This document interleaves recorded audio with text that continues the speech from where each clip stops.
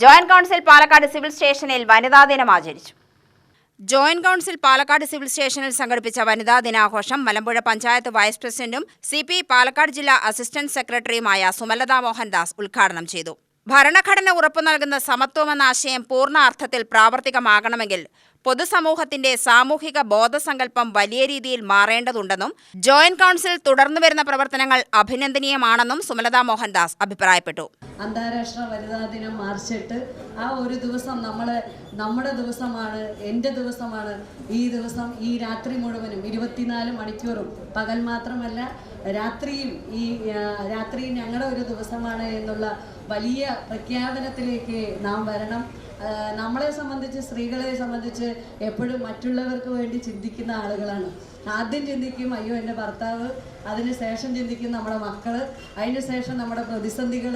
ഇതൊക്കെ ചിന്തിച്ചുകൊണ്ട് മാറ്റിവെക്കുന്ന ഏറ്റവും പ്രധാനപ്പെട്ട കാര്യങ്ങളിൽ ഏറ്റവും നമ്മൾ നമ്മുടെ കാര്യങ്ങൾ മാറ്റിവെക്കണം. ഇന്ന് ഞങ്ങളുടെ ദിവസമാണ്. ആ ദിവസം നമ്മൾ ഏറ്റെടുത്തുകൊണ്ട് നമുക്ക് ഈ ഒരു മാർച്ച് 8 വനിതാ ദിനം ഗംഭീരമായി ആഘോഷിക്കാം. പ്രശസ്ത ചിത്രകാരി ദുർഗാ മാലതി വിവിധ കാലയളവിലെ സ്ത്രീ മുന്നേറ്റങ്ങൾ ചിത്രരചനയിലൂടെ അവതരിപ്പിച്ചു. പുരോഗമന ആശയങ്ങൾ പ്രതിഫലിപ്പിക്കുന്ന നാരീ സങ്കല്പം എന്ന മിഥ്യ എന്ന വിഷയത്തിൽ സംഘടിപ്പിച്ച സംവാദത്തിൽ ജോയിന്റ് കൗൺസിൽ സംസ്ഥാന വനിതാ സെക്രട്ടറി NN പ്രജിത മോഡറേറ്ററായി.